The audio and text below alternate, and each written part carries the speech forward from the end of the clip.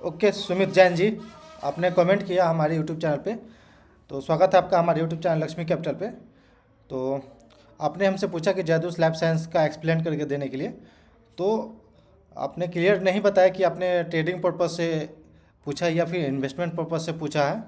पर फिर भी हम दोनों एनालिसिस कर लेते हैं, टेक्निकल एनालिसिस और फंडामेंटली एनालिसिस कर लेते हैं इस स्टॉक का कि क्या यदि आप ट्रेडिंग करना चाहते हैं तो उसके लिए भी, और या इन्वेस्टमेंट करना चाहते हैं तो उसके लिए भी क्लियर कट हो जाएगा। तो ये जादू स्लैब साइंस का चार्ट है, डेली टाइम फ्रेम है। हमने यहाँ पे दो इंडिकेटर सेट किया है, ये 50 मूविंग एवरेज है और नीचे आरएस है। तो जनरली हम अपने जो दो सेटअप है इस पे हम कैसे ट्रेड करते हैं, जनरली ये देखा जाता है कि जो ये आरएस है ये पॉजिटिव होना चाहिए। ये जो रेड लाइन दिख रहा है फ्लैट वाली लाइन, तो इसके ऊपर आरएस होना चाहिए और 50 मूविंग एवरेज के ऊपर होना चाहिए। तो एक जनरली हम मान लेते हैं कि इसमें स्ट्रेंथ है और बाइंग चलेगी, क्योंकि प्रीवियस आप जाकर देख सकते हैं। प्रीवियस मान लीजिए यही सिनारियो, ये टॉप बनाया, वापस एक रिट्रेसमेंट आई नीचे की ओर और हम लोग 50 मूविंग एवरेज के नीचे ट्रेड करने लगे और आरएस भी नीचे आ गई। देन वापस हम लोग जब अपसाइड की ओर है और 50 मूविंग एवरेज को क्रॉस किया, ये 7 नवंबर 2023 का बात है। देन वापस एक अलग ही बुल रन चली और उसके बाद यह 50 मूविंग एवरेज के नीचे नहीं गया और बैक टू बैक यह स्टॉक डबल हो गया। विद इन अ ईयर, एक साल के अंदर यह स्टॉक डबल हो गया। तो सेम ये प्रोसेस ही हम वापस फॉलो करेंगे कि अगर यह स्टॉक वापस ऐसे कंसोलिडेट करते हुए नीचे जाती है और यहाँ से आरएस अप साइड की ओर आता है और प्राइस 50 मूविंग एवरेज के ऊपर जाती है, तो आप सिंपली ट्रेडिंग पर्पज़ से आप इसमें इन्वेस्टमेंट कर सकते हैं। ट्रेडिंग पर्पज़ से यदि वापस आपका ये जो 50 मूविंग एवरेज के नीचे आता है और फिर आरएस निगेटिव होती है, तो आप वहाँ से अपना ट्रेड एग्जिट कर सकते हैं। सिंपल एक रूल हुआ। अगर हम इसको हायर टाइम फ्रेम पे देखें कि अगर मान लीजिए कहाँ से सपोर्ट ले सकता है, तो इसको हम ले चलते वीकली टाइम फ्रेम पे। पहले वीकली टाइम फ्रेम पे देखेंगे कि यह 50 मूविंग एवरेज है वीकली, उसके आसपास में कंसोलिडेट कर रहा है और यह सपोर्ट के पास भी कंसोलिडेट कर रही है। जहाँ से पिछले बार ये सपोर्ट लेकर के अप साइड की ओर गया था, तो बिल्कुल उसके आसपास में। और वीकली टाइम फ्रेम पे देखें तो यह आरएस भी अभी पॉजिटिव दिख रही है। तो मतलब कि हायर टाइम फ्रेम पे कोई प्रॉब्लम नहीं है इस स्टॉक में। हायर टाइम फ्रेम पे बहुत अच्छा परफॉर्म कर रहा है, ठीक है। और बस हमें वेट करना है कहाँ कि कोई पैटर्न आए, कोई पैटर्न बने तो हम यहाँ से इंटर कर सकते हैं, डेली टाइम फ्रेम पे इंटर कर सकते हैं। बाकी यह स्टॉक टेक्निकली देखा जाए तो अभी ठीक ठाक दिख रही है, कोई इसमें प्रॉब्लम नहीं है। अगर इसको मंथली टाइम फ्रेम पे भी ले जाए तो आप यहाँ से भी देखेंगे कि ये कोई इसमें प्रॉब्लम नहीं है, बस रिट्रेसमेंट देख सकते हैं यहाँ पे। अगर हम लोअर टू हाई फिबोनाची लगाते हैं तो मात्र ये 0.38% का रिट्रेसमेंट हुआ है। तो आई थिंक ये एक अच्छा अभी दिख रही है। अगर हम इसको 20 मूविंग एवरेज लगाते हैं,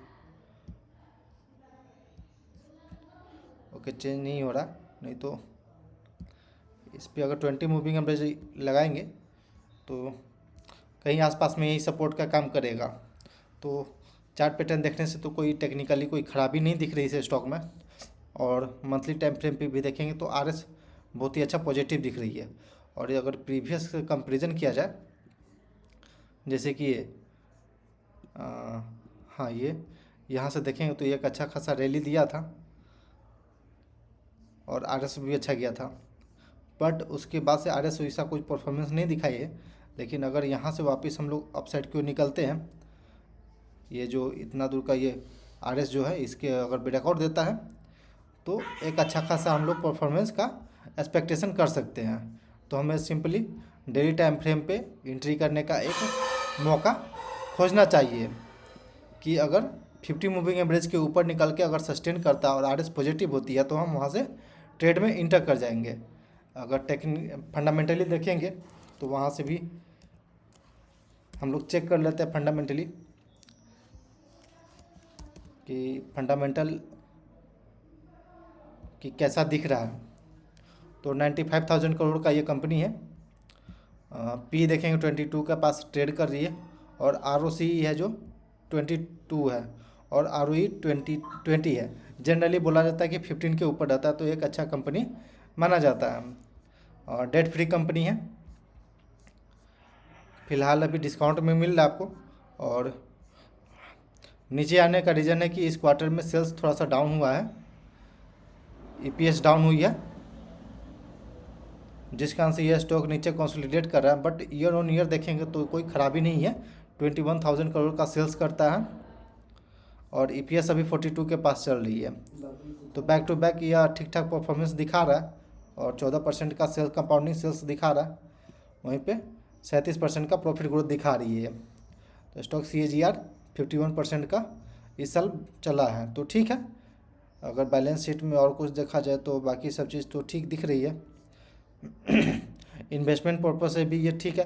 प्रोमोटर के पास लगभग 74.98% यानी 74.98% इसका स्टेक है। और FII का बात किया जाए तो सितंबर में FII भी बढ़ा है, DI थोड़ा डिक्रीज़ किया है, पब्लिक का थोड़ा सा बढ़ा हुआ है, तो बाकी सब चीज़ ठीक है। आप और कन्विक्शन चाहते हो तो यहाँ से कॉन कॉल इसका पढ़ सकते हैं। कॉन कॉल रीडिंग करना बहुत इंपॉर्टेंट होता है कभी भी कोई कंपनी में इन्वेस्टमेंट करने से पहले, तो आप यहाँ से कॉन कॉल पढ़ सकते हैं। अगर और उससे भी ज़्यादा और जनरल आपको इसके बारे में चाहिए तो आप PPT देख सकते हैं, कॉन कॉल पढ़ सकते हैं, जिससे कि आपको ज़्यादा कॉन्फिडेंस मिलेगी।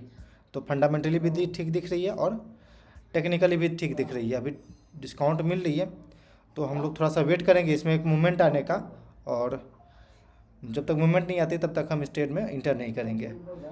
तो ठीक है ट्रेडर्स, आई थिंक कि आपको समझ में आ गया होगा कि क्या करना है और कब तक हमें वेट करना है इस ट्रेड के लिए। 50 मूविंग एवरेज के ऊपर निकलता है, निकल के ऊपर आता है और RS पॉजिटिव होती है तो आप बेफिक्र होकर के वापस इसमें इंटर कर सकते हैं। तो आई थिंक कि बस आपको समझ में आ गया होगा क्या कहना चाहते हैं हम इसमें।